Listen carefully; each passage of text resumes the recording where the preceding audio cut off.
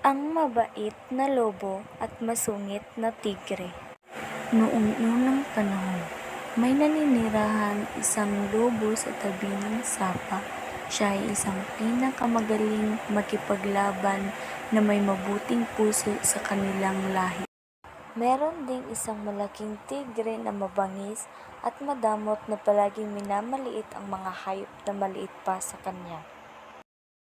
Isang araw, pumunta ang lobo sa isang napakaliblib na gubat upang maghanap ng pagkain. Yun, may prutas. Ang dami palang prutas dito. May ubas, mangga, at iba pang mga prutas. Ang dami naman. Nakuha din naman niya ito, ngunit sa kanyang pag-uwi, may humarang sa kanya na isang malaking hayop. Sino ka? Ngunit hindi natakot si lobo sa isang malaking hayop na nasa kanyang harapan. Nang akmang kagatin niya na ito, Ako lang to, si Oso, ang kaibigan mo. Pasensya na kung nagulat kita. Ikaw talaga, Oso, ha? Nanggugulat ka talaga. Ba't ka nandito? Sinusundan mo ba ako? Dapat nga ikaw ang tanungin ko kung bakit ka nandito. Naghahanap kasi ako ng pagkain. Ikaw, ba't ka nandito? Naghahanap din ako ng pagkain. Ang dami naman ang dala mong prutas. Gusto mo? Sige ba? Punta tayo sa bahay ko. Doon tayo kakain. sa masarap nilang pag-uusap, hindi nila namalayang ilang oras na pala silang nag-uusap. Tara na. Kanina pa tayo nag-uusap dito. Oo nga, hindi ko rin nga namalayang ilang oras na pala tayong nag-uusap dito.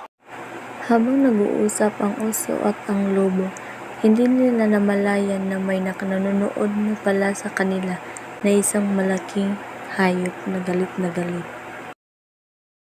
Habang naglalakad pa uwi ang lobo at oso, nang may sumalubong sa kanila na isang malaking tigring galit na galit. Bakit nyo kinukuha ang aking mga prutas? Alam nyo bang tinanim ko ang mga prutas na iyan? Tinanim ko iyan para meron akong maikain. Ngunit kayo ang kumuha nito. Malaking kamalasan. Kayo na lang ang gawin kong pagkain. Patawad. Hindi kasi namin alam na ikaw pala ang nagtanim nitong dala naming pagkain.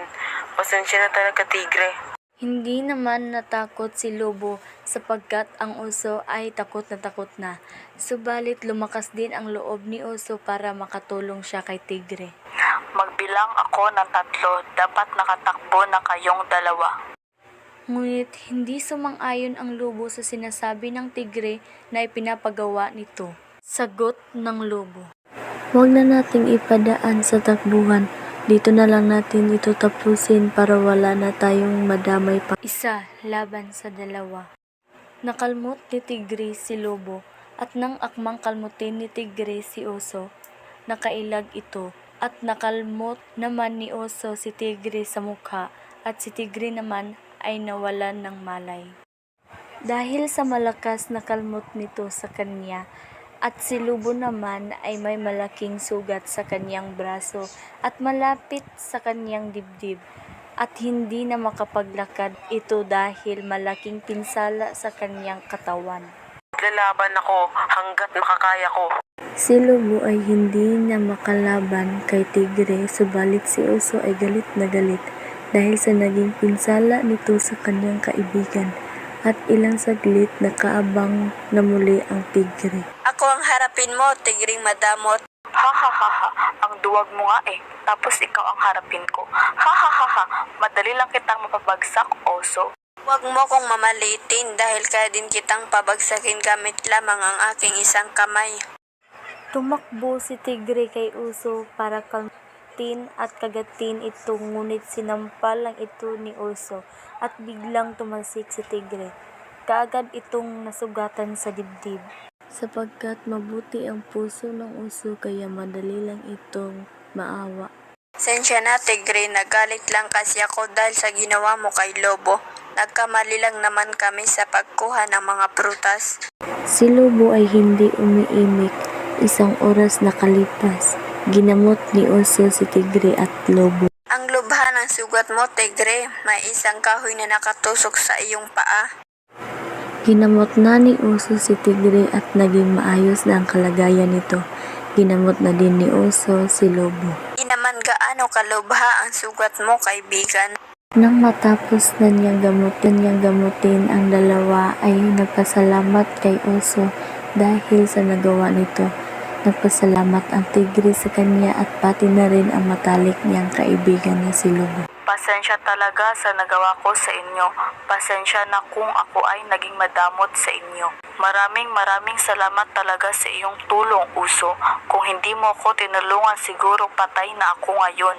Maraming salamat talaga, kaibigan ha. Walang anuman, maliit na bagay lang iyan para sa akin eh. Sa paghingi ng tawad ni Tigre sa kanila, binigyan sila ng prutas, sumisimbolo ng pagpapasalamat at paghingi ng tawad sa kanila.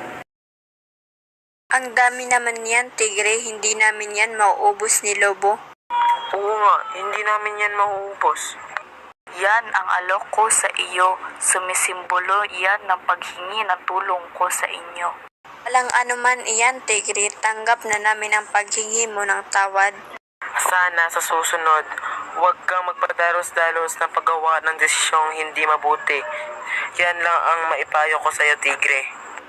Maraming salamat sa iyo, Lobo. Hindi ko iyan makakalimutan sa buong buhay ko. Uwi na kami, Lobo. Maraming salamat, Tigre, sa prutas ha. Walang anuman. Paalam na, kaibigan. Sana hindi niyo ako makakalimutan. Paalam, Tigre.